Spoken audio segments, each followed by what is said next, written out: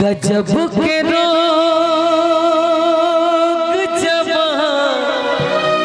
जवानी में दे गए अखियां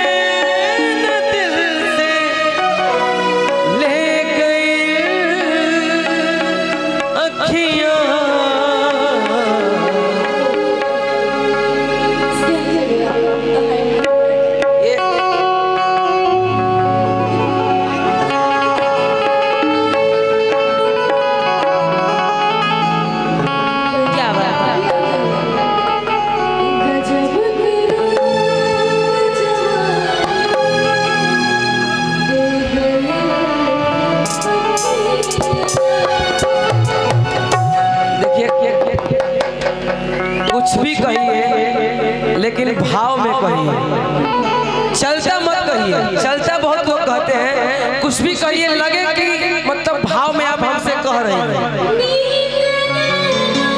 और बना के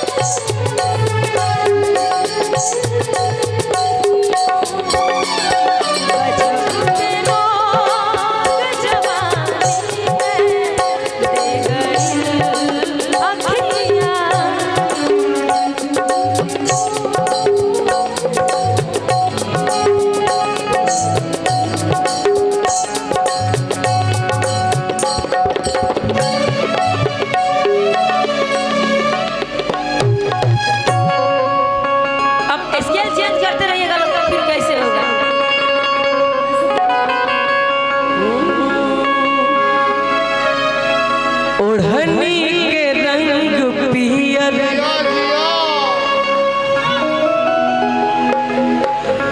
ओढ़नी के रंग पियर हर जादू चला रहल बा लागे की जैसे खेतवा में की जैसे खेतवा में सरसों फुला रहल बा आगे की जैसे खेतवा में सरसों फुला रहल बा ओढ़नी के रंग पियर ओढ़नी के रंग पियर जादू चला रहल बा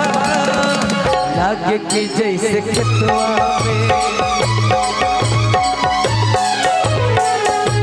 की जैसे खेतवा में सरसों फुला रहल बा आगे की जैसे खेतवा में सरसों फुला रहल बा।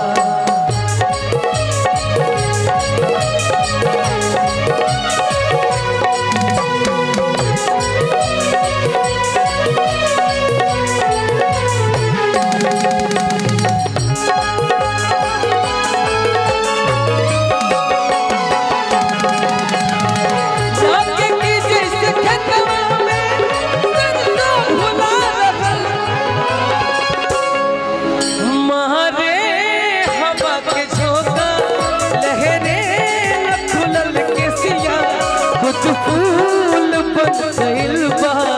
खुशबू से भरल दहिया